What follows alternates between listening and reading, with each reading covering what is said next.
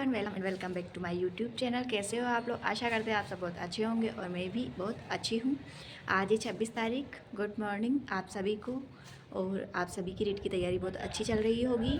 मेरी भी बहुत अच्छी चल रही है। और जो मैंने 7 डेज चैलेंज लिया है उसका आज सेकंड डेज है।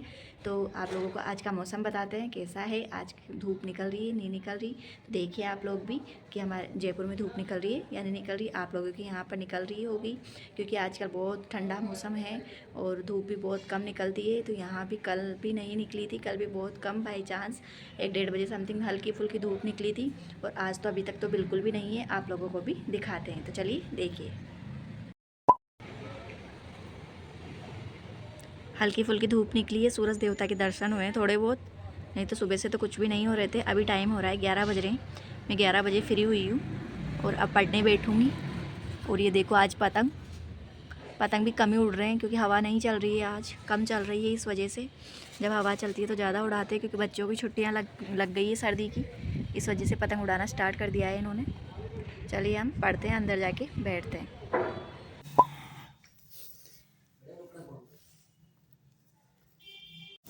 यहाँ पर मैं सुबह सुबह पोहे बनाने लग गई थी। सब काम से फ्री हो गई थी मैं, नहा धो के फ्री होके, और पोहे बना रही थी मैं। पोहे के मसाला उसमें आजकल मटर आने लग गए सर्दी में, तो पोहे में मटर डाल के खाते हैं तो वो बहुत अच्छे लगते हैं। तो नाश्ते में मैं यहाँ पे पोहे बना रही थी, क्योंकि मेरे हस्बैंड भी ड्यूटी जाने वाले हैं, तो उनके लिए मैंने टिफ़िन तो पैक कर दिया है, लेकिन पोहे खा के जाएंगे वो। तो मैं यहाँ पर हम दोनों के लिए पोहे बना रही थी।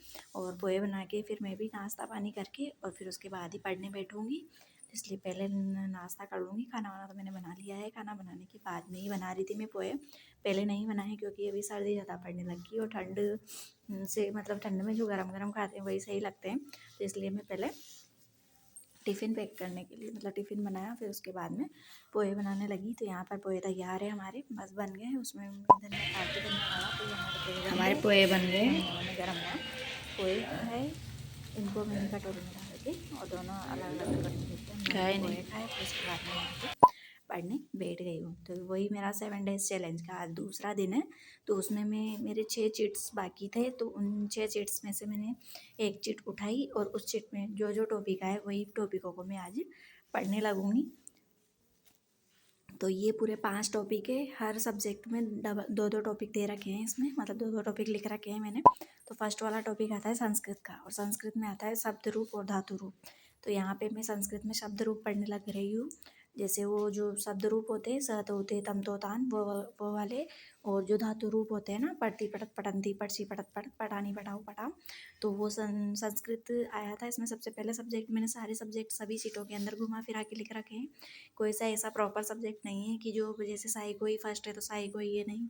किसी दिन हिंदी है, किसी दिन संस्कृत है, किसी दिन मैथ्स है, किसी दिन साइकोलॉजी है, किसी दिन जीके है। तो ये सारे सब्जेक्ट मैंने अलग अलग लिख रखे हैं।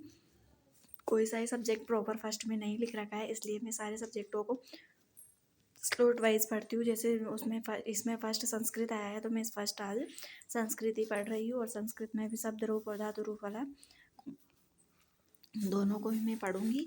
इनको मैंने पहले पढ़ रखा है और मैंने नोट्स भी बना रखे हैं श्याम सर के, तो उन्हीं से मैं इनका रिवीजन कर रही हूँ। क्योंकि जो बुक है मेरे पास इकबाल की, वो उस बुक से तो बहुत ज़्यादा लंबे हो जाते हैं, क्योंकि उसमें बहुत अलग अलग प्रकार के भी और भी मतलब उदाहरण के रूप में कई सारे दे रखे हैं। तो इसलिए मैंने नोट्स के अंदर शॉर्ट शॉर्ट जो भी लिख रखे हैं वही मैं नोट्स का रिविज़न करके उन्हीं को मैं पढ़ रही हूँ। तो शब्द रूप के साथ साथ धातु रूप भी मैं यहाँ पे पढ़ रही हूँ। और धातु रूप को पढ़ने में मतलब पूरे अलग अलग है, वो भी 5 प्रकार के होते हैं धातु रूप भी। तो लिट लकार, लट लकार, लोट लकार, वो सारे विधिलिंग लकार, तो वो सारे मैं यहाँ पे पढ़ रही हूँ। और इसके बाद में यहाँ पे सेकंड टॉपिक आता है मेरा साइकोलॉजी का।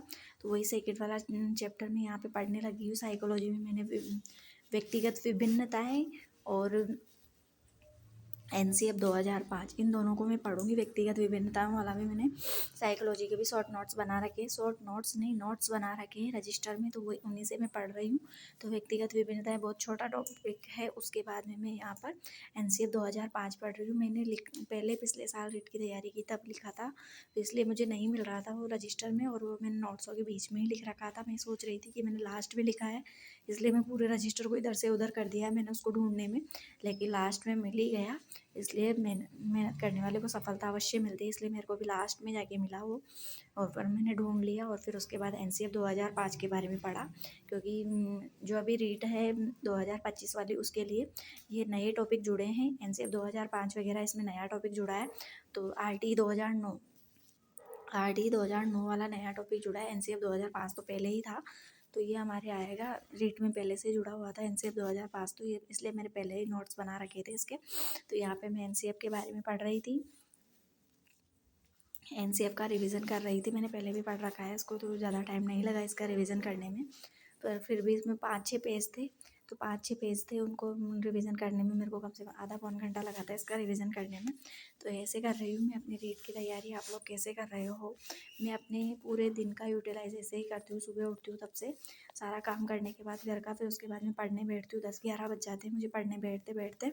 फिर उसके बाद मैं दिन में पढ़ती हूँ, और दिन के बाद में मैं जो बाकी टॉपिक बच जाते हैं मेरे, तो उनको मैं रात में भी पढ़ती हूँ। क्योंकि जो चैलेंज लिया है उसमें जितने भी टॉपिक मैंने लिखे हैं, हर सब्जेक्ट के 2-2 टॉपिक लिख रखे हैं, तो वो सारे टॉपिकों को मैं कंप्लीट करती हूँ। यहाँ पर तीसरा टॉपिक आता है हमारा जीके का। तो जीके में मैंने सामान्य रोग वाला चैप्टर है, मतलब सामान्य रोग वाला टॉपिक, और सामान्य रोग के साथ में इसमें एक और टॉपिक ले रखा है जीके के अंदर ही, वन क्षेत्र वाला है, जिसमें अभ्यारण्य, राष्ट्रीय उद्यान वगैरह है। तो ये वाला चैप्टर मैं बुक से पढ़ रही थी, सिकपाल वाली बुक से, पर्यावरण अध्ययन की जो बुक है उसके अंदर से ही पढ़ रही हूँ यहाँ पे। और जो मेरे को इम्पोर्टेंट लगते जा रहे हैं उनको मैं यहाँ पर रिमार्क करते जा रही हूँ। ये वाला टॉपिक मैंने पिछले साल नोट्स बनाए तो उन्हीं से पढ़ा था, लेकिन वो नोट्स वाला रजिस्टर मेरे पास नहीं है अभी फ़िलहाल, इसलिए मैं इस वाले टॉपिक को बुक से ही पढ़ रही हूँ। वो गाँव रह गया है मेरा रजिस्टर, तो अब जाऊँगी तब उस रजिस्टर को लेके आऊँगी। उसमें जीके के बहुत सारे टॉपिक हैं, और अधिकतर मैंने सभी किताबें और कॉपियाँ जो भी है मेरे रजिस्टर वगैरह सारे ला रखे हैं, लेकिन वो भूल गई थी मैं उसको, या फिर गलती से रह गया मेरे। तो उस रजिस्टर को भी अब लेके आऊँगी मैं। उसमें मैंने जीके के कम से कम 15 से 20 टॉपिक है मेरे अलग अलग, तो वो वाला रजिस्टर लाना बहुत ज़रूरी है। तो इस बार जब भी गाँव जाऊँगी, मैं जल्दी जाऊँगी, तो जब भी जाऊँगी तब लेके आऊँगी उस वाले रजिस्टर को। उससे रिवीजन बहुत अच्छा हो जाएगा जीके में, क्योंकि जीके को हम बुक से पढ़ते हैं ना, बहुत लंबा लगता है, और मतलब बुक में तो अदरवाइज़ चीज़ें भी दिए हुए होती है। तो इसलिए यहाँ पर मेरा 4th टॉपिक चालू होता है। तो 4th यहाँ पर आता है हिंदी, और हिंदी में यहाँ पे पढ़ रही हूँ मैं विलोम शब्द और पर्यायवाची शब्द थे आज हिंदी में, दोनों टॉपिक थे। तो यहाँ पर मैं सबसे पहले तो पर्यायवाची पढ़ रही हूँ, और पर्यायवाची के बाद में ही मैं विलोम शब्द पढ़ूंगी। तो पर्यायवाची शब्द पढ़ रही थी मैं। यहाँ पे मैंने रजिस्टर बना रखा है हिंदी का, बहुत मोटा रजिस्टर है, इसमें पूरे में हिंदी लिखी हुई है, मतलब हिंदी के इतने उदाहरण वगैरह, संधि वगैरह, संधि, समास, विलोम शब्द, मुहावरे, पर्यायवाची, लोकोक्तियाँ, सब इतने सारे लिखे हुए हैं। मैंने ऑफलाइन नोट्स बनाए थे इसके, ऑफलाइन पढ़ी थी मैं एक सर से, उनसे मैंने ये नोट्स बनाए थे। तो उन्हीं नोट्सों का मैं रिवीजन करती हूँ। और ये वाले जो नोट्स है ना, ये बहुत ज़्यादा हेल्पफुल होते हैं मेरे लिए। कोई से भी एग्ज़ाम में, कोई सा भी एग्ज़ाम दो, ये इन नोट्सों में से ज़रूर मिलता है। इसलिए मैं इसी वाले रजिस्टर के हिंदी के नोट्स पढ़ती हूँ, और इन्हीं से मैं अपना रिवीजन करती हूँ। नहीं तो मेरे पास सिकवाल की बुक भी है हिंदी की, लेकिन मैं उससे नहीं पढ़ती हूँ। मैं कोई टॉपिक होता है जो मैं उस बुक से पढ़ती हूँ, और उसमें शिक्षण विधियाँ हैं, तो वो शिक्षण विधियाँ ज़रूर पढ़ती हूँ मैं उस वाली बुक से। नहीं तो ग्रामर का सारा रिवीजन तो मैं इस वाले रजिस्टर से ही करती हूँ, क्योंकि इसमें मैंने नोट्स बना रखे हैं। और मेन बात ये है कि इसमें मैंने हैंड रिटन नोट्स बना रखे हैं, मतलब अपने हाथों से लिखा हुआ है, तो इसलिए मुझे जल्दी याद होता है और पता है कौन सी चीज़ कहाँ पे लिखी हुई है, इसलिए फिर ज़्यादा दिक्कत नहीं होती है याद करने में। इसलिए इसी रजिस्टर से मैं अपनी पूरी हिंदी का रिवीजन करूँगी, जितने भी मैं टॉपिक 7 डेज़ चैलेंज में जितने भी मैंने टॉपिक ले रखे हैं, और आगे भी जो भी मैं पढ़ूँगी ना, वो सारा इसी रजिस्टर से हिंदी ग्रामर का रिवीजन करूँगी। तो आप लोग कैसे कर रहे हो अपनी रीट की तैयारी? मैं तो इस प्रकार कर रही हूँ, जो मैं आप लोगों को वीडियो के माध्यम से बता रही हूँ कि मैं अपनी रीट की तैयारी कैसे कर रही हूँ। आप लोगों को अगर मेरी स्ट्रेटजी से कोई भी प्रॉब्लम हो, या फिर कुछ पूछना हो, तो आप कमेंट करके अवश्य बता सकते हैं मुझे, जिससे मुझे भी मेरा भी हौसला बढ़ेगा कि आप लोगों को मुझसे क्या पूछना है, या फिर मुझे कुछ इसमें चेंजेस करना चाहिए, तो वो भी मुझे पता चल जाएगा।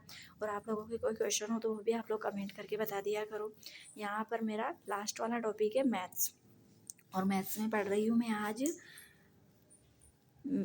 मैथ्स में एक तो लाभ हानि वाला चैप्टर है, इसके अंदर एक सरल ब्याज वाला है। 2 चैप्टर है मैथ्स के अंदर। तो लाभ हानि वाले में सबसे पहले तो मैं सबके सूत्र लिख रही थी। सबसे सूत्र लिख के और फिर उसके बाद में इसके क्वेश्चन सॉल्व किए हैं मैंने, और क्वेश्चन सॉल्व करने के बाद में फिर सरल ब्याज वाला जो चैप्टर है ना, उसके भी सारे सूत्र लिखे, क्योंकि इनमें ना जो सूत्र लिखना इंपॉर्टेंट होता है और सूत्र ही ज़्यादा इंपॉर्टेंट होते हैं। जैसे लाभ हानि वगैरह में भी सूत्र ज़्यादा इंपॉर्टेंट होते हैं, और अदरवाइज़ और किसी के सूत्र से ही हर क्वेश्चन सॉल्व हो जाता है। तो अगर आप लोगों को हमारा वीडियो थोड़ा सा भी यूज़फुल लगता है तो प्लीज़ हमारे चैनल को लाइक, शेयर और सब्सक्राइब करें। बेल आइकन दबाना ना भूलें, जिससे हमारा वीडियो सबसे पहले आप तक पहुँचे। मिलते हैं अगले वीडियो में, तब तक के लिए राधे राधे। सब्सक्राइब ज़रूर कर लें। मिलते हैं अगले वीडियो में। Thank you.